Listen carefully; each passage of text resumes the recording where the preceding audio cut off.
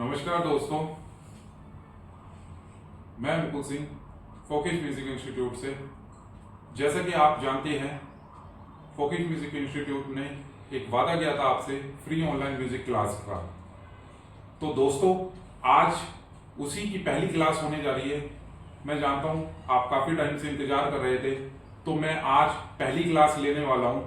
तो आपसे अनुरोध है, इस चैनल को सब्सक्राइब कर ले, तो कि आने वाली वीडियोस जितनी भी होगी वो आपको नोटिफिकेशन बेल आइकन को भी प्रेस कर दे। तो और अब इसके बाद हम बात करेंगे, आज का पहला जो हमारा लेसन है वो बेसिक स्वर के बारे में है। तो बेसिक स्वर, जैसे आप जानते हैं, संगीत के अंदर सारे गामा पाधा नीसा होता है और जानते सभी है, बट क्या है कि इसको वेस्टर्न म्यूजिक के अंदर इसको हम अलग उसमें बोलते हैं, जिसको बोलते हैं CDEFG A। तो अब बात ये है कि इंडियन क्लासिकल में और वेस्टर्न क्लासिकल में बोलने का तरीका अलग हो जाता है, तो इसी हमारे कंफ्यूजन हो जाती है। कोई आपको बोलेगा रे प्ले कर दो, कोई बोलेगा F बजाओ, कोई बोलेगा G मेजर, कोई बोलेगा कोमल रे बजा दो, कोई बोलेगा था बजा दो। तो ये कंफ्यूजन आपको क्रिएट ना हो, तो इसलिए आपको ध्यान रखना है कि आपको सीखना है कि दोनों स्वर एक ही चीज है, उससे कोई फर्क नहीं पड़ता कि क्या है, बट नाम अलग हो गए। तो आज मैं आपको पहला लेसन बता रहा हूं। ये हारमोनियम है, मेरे सामने रखा हुआ है। तो इस हारमोनियम में मैं आपको बताऊंगा कि क्या बजाना है और कैसे फिंगर आपको यूज करनी है। तो दोस्तों, जैसे आप देख रहे हैं, ये पहली मेरे पे जो पहला स्वर है वो है सा। तो जो भी आप व्हाइट की से सफेद उसमें की से जो भी बजाएंगे, तो इस पे ध्यान रखेंगे वो हमेशा थंब से बजेगा, यानी कि आपके अंगूठे से बजेगा। आपकी ये पहली फिंगर है। तो फिंगर के बारे में मैं आपको जानकारी दे देता हूं। ये 1 2 3 4 5 आपकी हमेशा जो थंब है वो 1 रहेगा, सेकंड ये फिंगर रहेगी, थर्ड फोर्थ फिफ्थ, कोई चेंज नहीं होगा। तो हम चलते हैं, थंब से प्ले करते हैं। तो हमारी फर्स्ट फिंगर है 1, सेकंड 2, फिर 3, फिर 1 2 3 4 5। तो दोस्तों, ध्यान रखना है इस चीज का कि जब भी आप बजाओ तो ध्यान रखना है जो आपकी फिंगर है वो कर्व्ड होनी चाहिए, स्ट्रेट नहीं होगी। आप ऐसे नहीं बजाएंगे स्ट्रेट फिंगर, ये गलत है।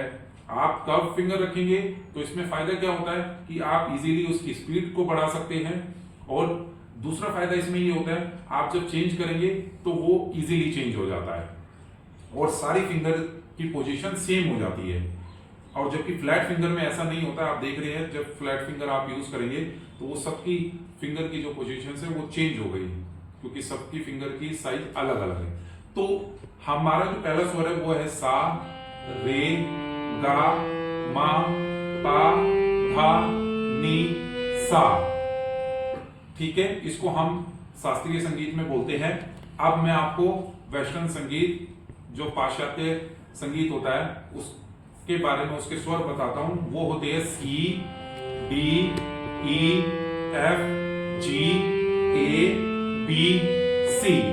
तो आपने देखा दो स्वर एक ही है, बट उसको शास्त्रीय संगीत में अलग बोला जाता है और पाश्चात्य संगीत में अलग बोला जाता है। इंडियन क्लासिकल म्यूजिक में अलग और वेस्टर्न म्यूजिक में अलग। तो दोस्तों, आप इस एक्सरसाइज को प्रैक्टिस करें, और इस एक्सरसाइज को प्रैक्टिस करने के लिए पहले आप सुरों को ध्यान से समझें। हमारे पास मैंने आपको अभी जो बताया है वो बेसिक स्वर 7 बताए हैं, इसकी आप प्रैक्टिस करें, जिसको बोलते हैं सा रे गा मा पा धा नी सा, और वेस्टर्न में बोलते हैं CDEFG ABC। तो अब आपको इसको ध्यान रखना है, इसके फिंगर नंबर को ध्यान रखना है, ताकि आप उसको प्रैक्टिस कर सके। अगर आपके पास इंस्ट्रूमेंट नहीं है तो आप इसके लिए चिंता ना करें। आप एंड्रॉयड फोन में जाके आप उसकी एप्लीकेशन डाउनलोड कर सकते हैं। उसमें पियानोज आते हैं, उसमें आप प्ले स्टोर पे जाके आप उसको इंस्टॉल कर सकते हैं और वहां पे प्ले कर सकते हैं। तो एक आपको बेसिक आइडिया उसमें मिल जाएगा। तो दोस्तों, ये हमारा पहला लेसन था आज का, और मैं सेकंड लेसन में आपको इसके बारे में विस्तार से और बताऊंगा, ताकि आप उसको अच्छे से सीखें। कोई भी लेसन को मिस ना करें, उसको प्रॉपर देखें, पूरा अंतिम तक वीडियो देखें ताकि आपको सब कुछ समझ आए। और जो भी आपके कोई डाउट है, कोई क्वेश्चन है, तो कमेंट में जाके उसको जरूर लिखें ताकि वो आपको क्लियर हो सके।